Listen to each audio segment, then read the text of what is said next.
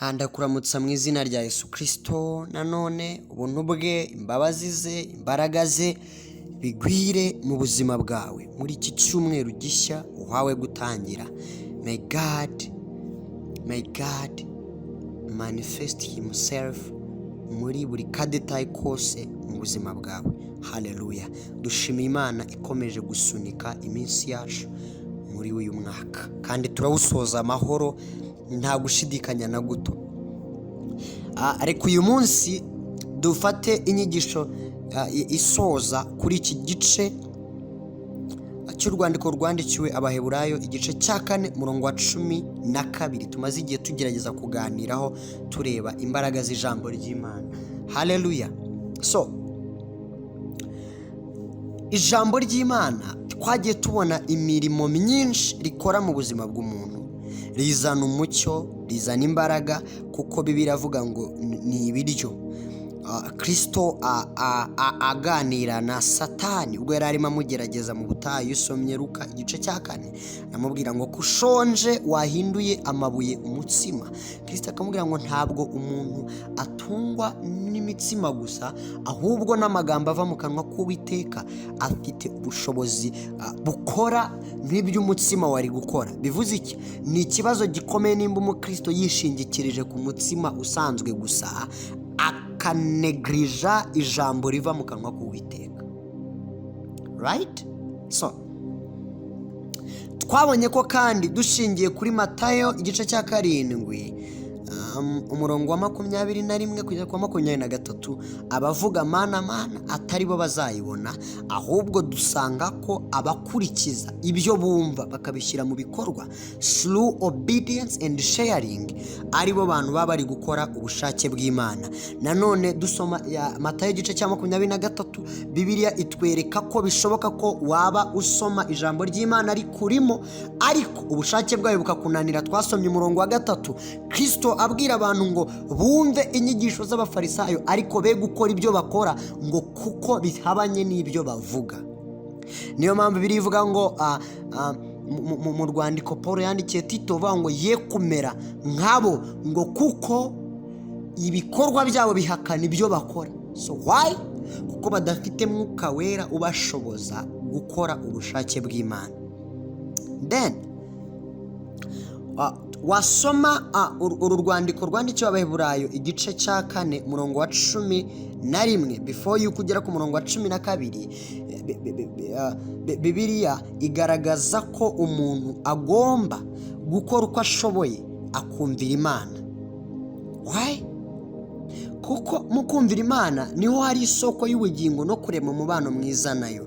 Biravuga ngo nuko tugira umwete wo kwinjira muri ubwo buruhukiro, kugira ngo hatagira umuntu ugwa akurikije icyitegererezo cya babandi cyo kutumvira.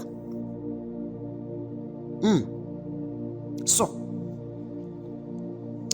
iyo kumvira kubuze, umuntu agwa mu mutego.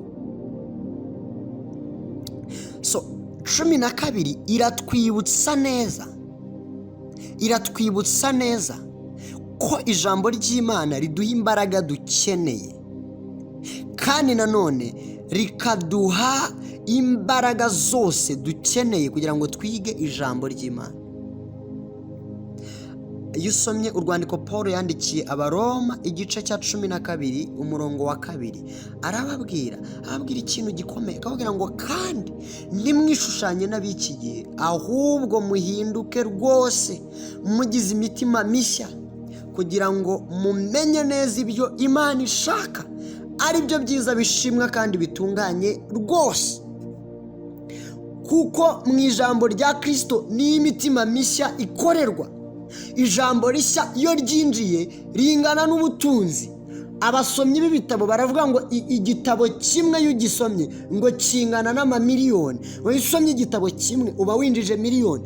Ni nako iyo wumvishe ijambo ry'Imana uba ubonye ubugingo, kuko ijambo ry'Imana Bibiliya yaratubwiye ngo ribasha gutandukanya ingingo n'imisokoro. Nimba ryashwanyaguza rikabona imisokoro yihishe indani, hidden tissues zikaba uncovered, zigashyirwa ku mugaragaro, ni ukuvuga ngo hari ibikurimo abantu batazi, nawe ujya wibaza ibyo ari byo, ariko ijambo ryabihishura rikabyerekana byose. Haleluya. Iyo usomye ijambo ry'Imana mu rwandiko Pawulo yandikiye Abafilipi, is what the Bible says, chapter 1 verse 9. The Bible says, urwandiko Pawulo yandikiye Abafilipi igice cya mbere umurongo wa 9, aravuga ngo kandi iki nicyo mbasabira, ni ukugira ngo urukundo rwanyu rurusheho kugwiza ubwenge no kumenya kose, mubone uko murobanura ibinyuranye, kandi mubone uko muba abataryarya n'inyangamugayo kugeza ku munsi wa Kristo. 11. Mwuzuye imbuto zo gukiranuka ziheshwa na Yesu Kristo, kugira ngo Imana ishimwe kandi ihimbazwe. Haleluya. Umurongo wa 13 uravuga ngo bene data, ndashaka ko mumenya yuko ibyambayeho bitabereye ubutumwa bwiza inkomyi, ahubwo byabushyize imbere. None wa 12 13 avuga ngo kuko byamenyekanye mu basirikari barinda Kayisari bose no ku bandi bose yuko ari ku bwa Kristo naboshywe.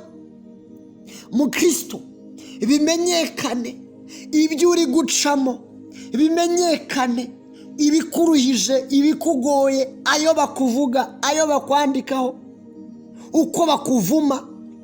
Nimba ari Kristo uri kwizirikaho, bizamenyekana ko ibyo waciyemo byose ari ku bwa Kristo. Nonaha niba byumva, nonaha biragoye kubibasobanurira, ariko niba ari ku bwa Kristo, rejoice, rejoice. There is a time aho bose bazasobanukirwa ko byose byari ku bwa Kristo. Umuryango wawe uzasobanukirwa ko byari ku bwa Kristo. Inshuti zawe zizasobanukirwa ko byari ku bwa Kristo. Oh, haleluya. So Bibiliya ihora igaragaza neza ko nta muntu n'umwe ufite ubushobozi bwo kuzacika inkota y'Uwiteka. No, igihe kizagera Uwiteka acira abantu bose imanza. I am telling you the truth, cause ibi ngibi ndabivuga nshingiye ku cy'ibyanditswe bivuga. Come with me and I show you something. Urwandiko rwa 2 Paul yandikiye Abakorino igice cya 5 umurongo wa 10. Bibiliya iravuga ngo kuko twese dukwiriye kuzagaragarizwa imbere y'intebe y'imanza ya Kristo, kugira ngo umuntu wese ahabwe ibikwiriye ibyo yakoze akiri mu mubiri, ari ibyiza cyangwa ibibi. Sinzi nimba wakumva umubiri ni nk'ikibuga. Iyo coach yagushyize mu kibuga, wowe ukikinira ibyawe, ariko kutumvira ubushake bw'Imana birimo akaga. Kuba muri ubu buzima ukiberaho uko ushaka, bisa nk'uko coach yagushyira mu kibuga, wowe ukikinira ibyo ushaka, ntukurikize ibyo yakubwiye bigirira ikipe umumaro. So igihe nikigera uraza gutanga ibisobanuro. Nicyo biri kuvuga ngo ibyo twakoze tukiri mu mubiri tuzajya kubitangira ibisobanuro. Ariko nubwo bimeze gutyo, nshuti y'Imana, muri Kristo honyine niho dusanga Imana ya nyayo yemera intege nke z'abantu ikabakira uko bari, kugira ngo ikore umurimo udasanzwe muri bo, kugira ngo ibohore imitima yabo kandi ibohore ubuzima bwabo. Ndagira ngo dusoze dusoma muri urwandiko rwandikiwe Abaheburayo igice cya 4 duhere ku murongo wa 14 tugeze ku wa 16. Biravuga ngo nuko ubwo dufite umutambyi mukuru ukomeye wagiye mu ijuru, ari we Yesu umwana w'Imana, dukomeze ibyo twizera tukabyatura, kuko tudafite umutambyi mukuru utabasha kubabarana natwe mu ntege nke zacu, ahubwo yageragejwe uburyo bwose nkatwe, keretse yuko atigeze akora icyaha. Nuko rero twegera intebe y'ubuntu tudatinya, kugira ngo tubabarirwe, tubone ubuntu bwo kudutabara mu gihe gikwiriye. Uyu munsi kubwira ijambo ry'Imana, Imana ni kuvaneho ubwoba bwose, igukoreshe ku giti cyawe no mu buzima bw'inshuti zawe.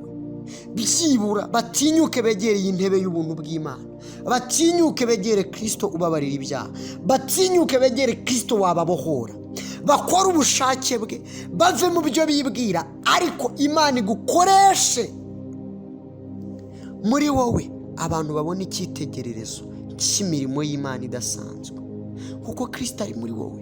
Kandi ntabwo umwuka ukurimo ari uw'ubwoba, ni uwo kugaragaza imbaraga za Kristo ubohora, za Kristo womora inguma, za Kristo ubabarira ibyaha, za Kristo uca imanza zitabera. Uwo nguwo niwe ugomba kubwira abantu, ukababwira ko akiza, abohora, agira neza, akiza indwara, yomora imitima, akarangiza ibikomere byose. Kandi ibyo ugomba kubivuga ufite referanse y'ibyo yakoze mu buzima bwawe. Ndagusengera guhura n'Imana bidasanzwe iki cyumweru. Imana iyobora inzira zawe, Imana iyobora intambwe zawe, mu izina rya Yesu Kristo, amen.